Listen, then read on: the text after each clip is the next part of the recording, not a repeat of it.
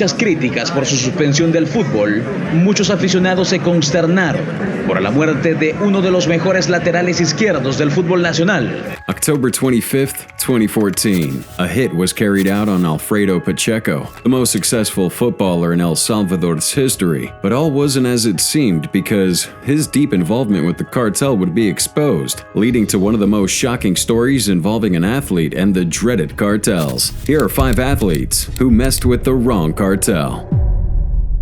Calle les esperan 2 vehículos. Han pasado 5 minutos desde el inicio del video. No tenemos duda de que es en ese espacio cuando Cabañas recibe el impacto de bala, afirmó el fiscal. January 25th, 2010, Salvador Cabanas was followed by 2 men into a restroom in a Mexican nightclub. These men were members of the deadly Los Negros cartel, turning what should have been a normal night into a harrowing ordeal for this football star. Cabanas, aka El Mariscal, to adoring fans, was a footballing phenomenon with great accuracy in front of the goal and a natural-born finisher. The Paraguayan striker struck fear into the hearts of goalkeepers across South America. His lethal combination of skill and power made him an icon for club and country, with a cult-like following that worshipped the very ground he graced with his presence. December 2001, Cabanas had this big break when he signed for Club America, one of South America's most well-respected clubs in Mexico. The move set in motion a chain of events that would ultimately change his life forever. In 204 appearances for Las Águilas, he bagged himself a ridiculous 98 goals, becoming one of the club's all-time top scorers. This guy was the real deal, and soon every defender in the league knew it. His fame would rise,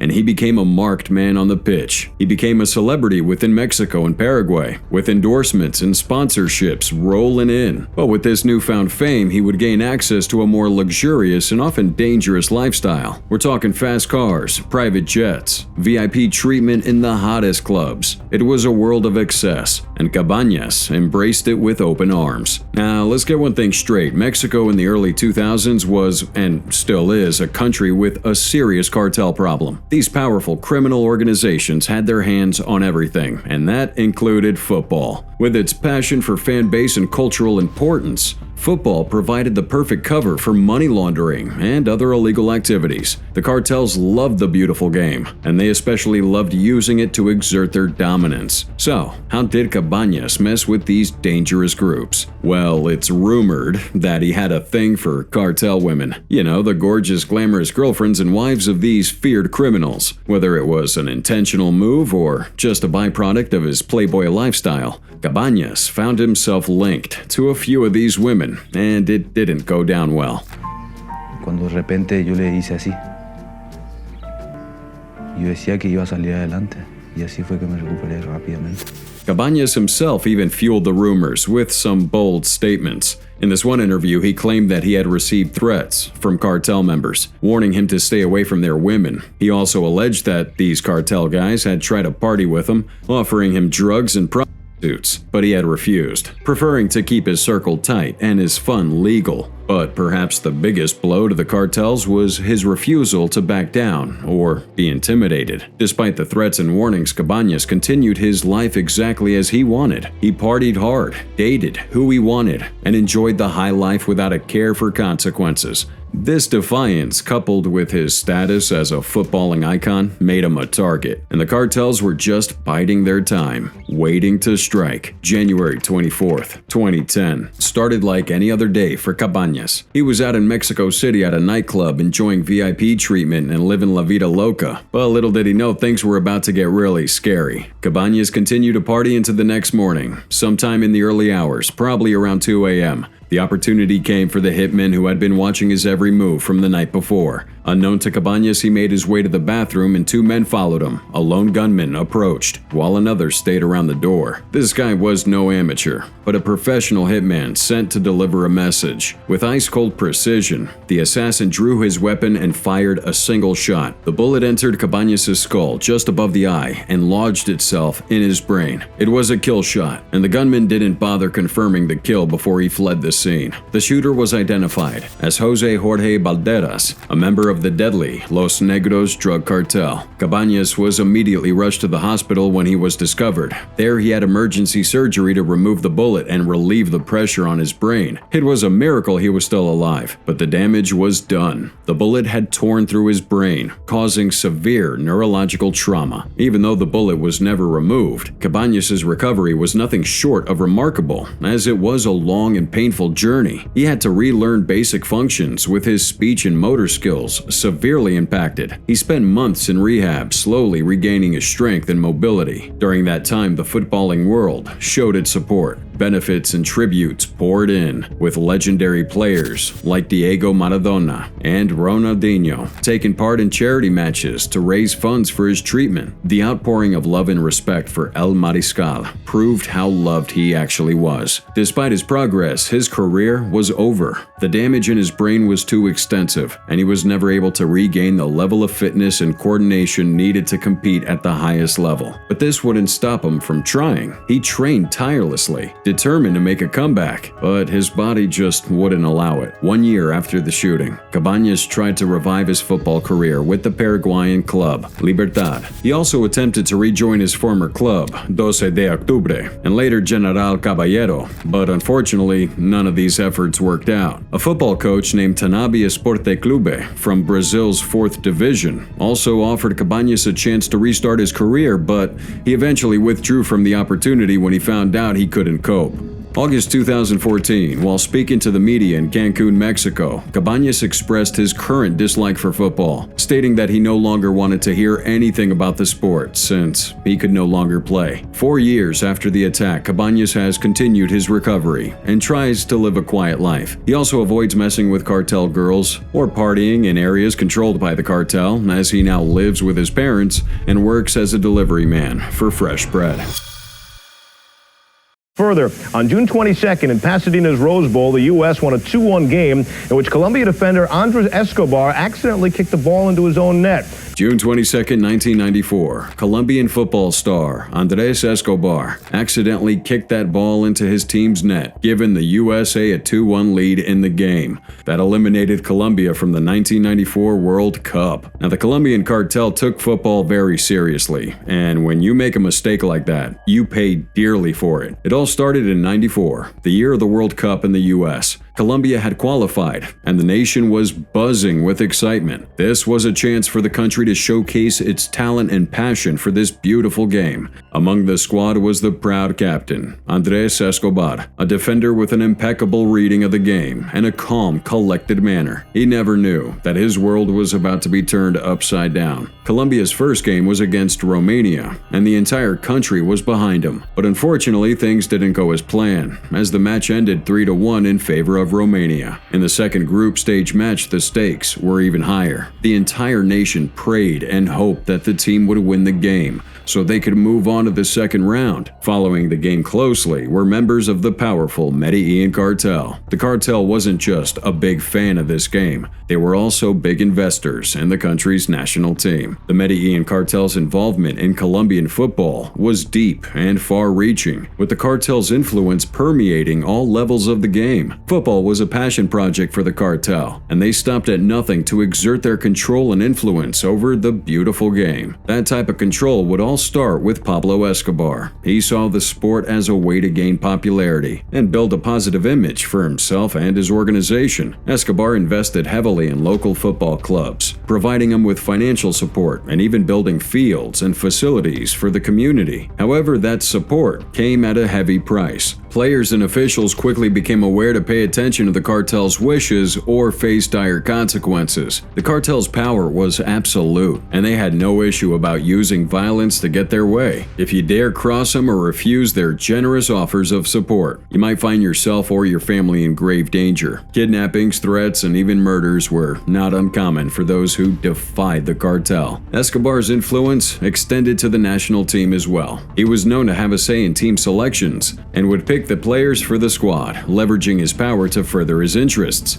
Now, the cartel's influence was such that even the national team had to be careful not to cross the path of the Medellin cartel. And you know the Medellin cartel had to use it as a front. They laundered money through clubs and used their connections for drug trafficking. The cartel's reach extended beyond Colombia's borders, and they utilized their football connections to expand their global network. Even though Pablo Escobar was killed before the '94 World Cup, the cartel was very much alive and still influencing the nation's football team. So on that fateful day, as Colombia played the U.S., members of the cartel were watching closely and betting on winning that game. In a chaotic moment in the 34th minute, Andres Escobar, trying to block a shot, ended up deflecting the ball past his own goalkeeper. It was an honest mistake, but one that would have devastating consequences. Now, the own goal itself wasn't what sealed his fate. It was the reaction of the Colombian public, and more importantly, the underground criminal world that followed. Huge bets were placed on the World Cup, and the cartel had a lot of money riding on Colombia's success. So after the match ended in favor of the U.S., Escobar began receiving threats. Phone calls in the middle of the night, letters, even public confrontations. The cartel and their supporters were furious, and they wanted someone to pay. They saw Escobar's own goal as a personal insult, a deliberate act of sabotage. Of course, it wasn't, but trying to reason with these guys was pretty much impossible. Escobar became a target, and the threats against his life started mounting. The defender was devastated. He loved his country and his team, and this own goal had haunted him.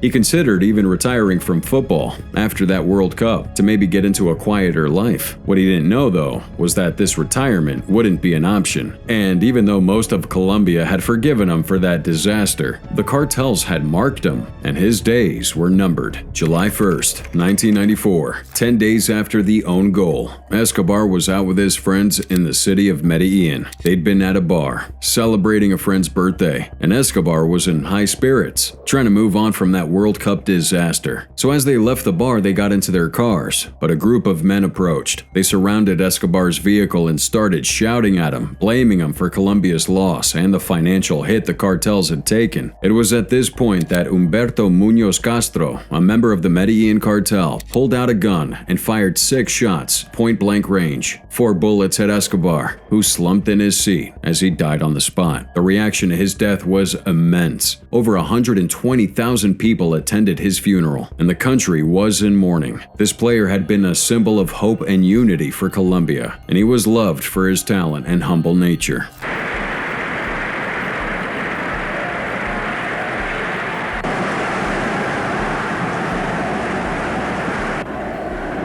The authorities acted, and it is believed that the hit came from the top members of the Medellin cartel. Muñoz Castro was arrested, convicted, and sentenced to 43 years in prison. However, he only served 11 years, which is a stark reminder of the complex and often corrupt justice system in Colombia at the time. Pacheco was once a top football player in El Salvador. He was his country's most capped player, but he was banned in 2013 for match fixing. 2013, Alfredo Pacheco was discovered to have ties with the notorious MS-13 cartel. But that revelation was only the beginning of the nightmare, as this would not only cost him his reputation but also his life. Alfredo Pacheco had an illustrious football career, spanning over a decade. In fact, he was the most influential footballer in El Salvador's history, known for his tough tackling, strong defensive skills, and representing his country on the international stage multiple times, donning the blue and white kit of El Salvador in over 80 appearances. This guy played for top-tier clubs in Central and North America, including Club Deportivo FAS in El Salvador and New York Red Bulls and Major League Soccer. However, his career would take a dark turn in 2013 when he, along with 13 other players, was suspended from the national team and any football-related activities for life due to match-fixing allegations. This scandal left a stain on Pacheco's reputation and effectively ended his football career. Now, the details of this fix are scanty. It's believed that Pacheco and all the other players were involved in this scheme to manipulate the outcomes of the game for financial gain. This would involve losing matches or keeping scores low to benefit the bets placed on their own team. Now, perhaps the most interesting part of that revelation was that Pacheco and his teammates were not acting alone, but rather, they were acting on the orders of the famous and feared Mara Salvatrucha, or MS-13. Now, with a reputation for extreme violence and a vast network of members, this cartel had expanded its reach into a multitude of criminal activities, including drug trafficking, extortion, and match fixing in professional sports. The group's notorious for killing thousands of people, and has been known to kill as many as 62 in a single day. In fact, one of the most notorious leaders of MS-13, Ernesto Murillo, aka El Diablo, was responsible for countless murders and extortions. He led a faction of the gang that controlled entire neighborhoods, forcing residents to live in constant fear. Under his command, the gang's influence would spread, with members operating in El Salvador, the US, and other Central American countries. Now, the cartel's involvement in match fixing is a lesser-known activity, but it's no less deadlier than other aspects of their operations. Through intimidation and bribery, they infiltrated football, which was a huge passion for many in the region, and they used it to their advantage. They would threaten players, referees, and officials, and ensured that they could profit from rigged matches and illegal gambling. These guys are powerful, so the players felt they had no choice but to comply, and so they would end up on the cartel's payroll, doing their bidding, just like Pacheco. Now, although Pacheco denied the allegations and tried to clear his name, the suspension stood. This left him in a difficult position, and the once celebrated footballer found himself cast out from the sport that had defined his life. He returned to his hometown of Santa Ana, a place that was already going through a surge in gang-related violence and crime. On Sunday, in his hometown of Santa Ana, he was shot dead at a gas station. October 25th, 2014, 33-year-old Alfredo Pacheco was hanging with his friends in a parking lot outside a convenience store. Felt like just another day, but this one would end brutally and unexpectedly. The area where the store was located was known gang territory, controlled by MS-13. Without warning, a car pulls up and there's a drive-by. The attackers, later identified as MS-13 members, had specifically targeted Pacheco and his friends. Later, we find out that Pacheco had business with the cartel, and they placed a hit on him because of some money issues. According to reports, Pacheco, along with several other players, owed the MS-13 money, and when they couldn't pay, the cartel responded with brutal violence. Now, Pacheco's money problems were well known, and it's believed it was because of his desperation to pay him off that he got involved with the cartel in the first place. His greed and recklessness likely played a part, and when he was banned from football for life in 2013 for those allegations, it only made his financial situation worse. And with no income from football, he struggled to pay back the cartel. Pacheco was shot multiple times and died at the scene. Two of his friends were also injured in the attack but survived. The assailants fled right away, leaving behind a chilling reminder of the gang's presence and power. The entire incident lasted only a few seconds, but it was enough to end the life of a rising football star. The news of his death would send shockwaves through El Salvador and the football world. His murder was one of the most high-profile murders by MS-13, and a warning to anyone who tries to mess with him. Thank God, the current president, Nayib Bukele, has taken a hardline approach to crack down on the gang. Since 2020, his administration has arrested over 60,000 gang members and affiliates, with a zero-tolerance policy. The state of emergency declared in 2024 has further empowered the government to take drastic action, and the results have been significant. October 26, 1989, Alvaro Ortega took center stage as the referee in a match between Atlético Nacional and América de Cali. How could he have known a single decision would seal his fate, marking him for death at the hands of the country's most notorious criminals? 1988, a year before that fateful match, Ortega transitioned from his previous career as an economist from the small town of Robles, Bolívar, Colombia, to become a football referee. This guy lived and breathed football, and it was his passion that drove him to pursue a career as a professional referee. And because of his honesty and professionalism, he quickly made a name for himself on the field. However, his dedication to the sport would eventually lead to some trauma. October 26, 1989, a date that would forever be remembered in Colombia's football history. Ortega, filled with the same passion and sense of duty as always, officiated a match between América de Cali and Independiente Medellín. During the match, he canceled a goal goal, scored by Carlos Castro of Medellin, citing dangerous play. This single act ignited a fire of fury and set in motion a chain of events that would lead to his untimely death. Among those enraged by Ortega's decision was none other than the infamous Pablo Escobar, a man with a notorious temper and an avid supporter of Medellin's football team. Players in football would measure their success with trophies and accolades. However, during the 80s and 90s in Colombia, a darker force was at play here, with cartel leaders utilizing these football clubs as a means of rivalry and influence.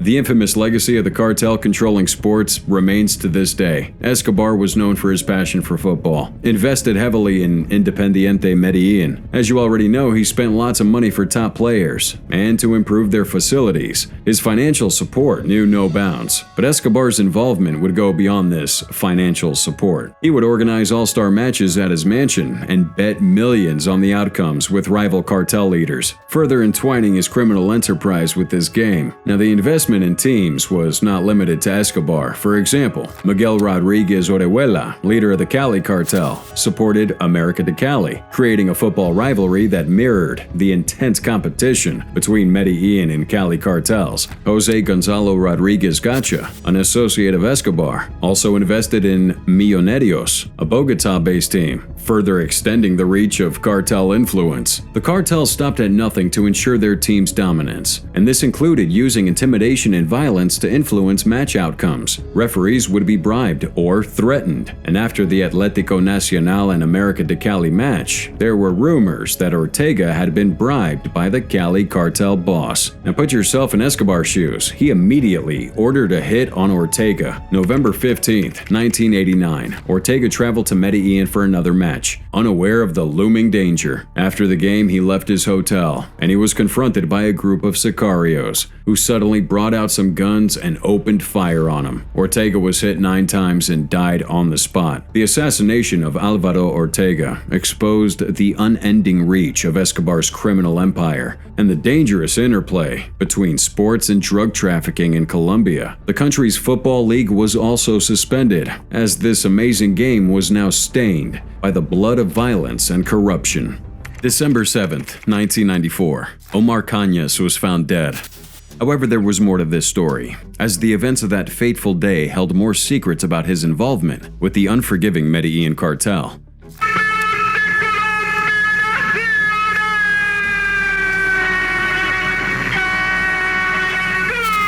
Omar Canas was a skillful striker and legend in Colombian football.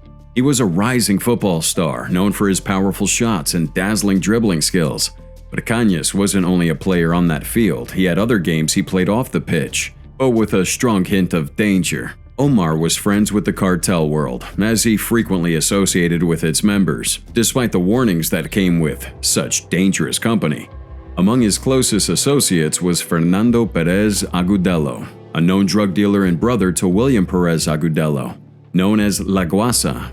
Now, La Guasa was one of the most feared hitmen in Medellin, with a long history of violence, which includes murdering a police captain. It was this man that this former Atlético Nacional player decided to be close to.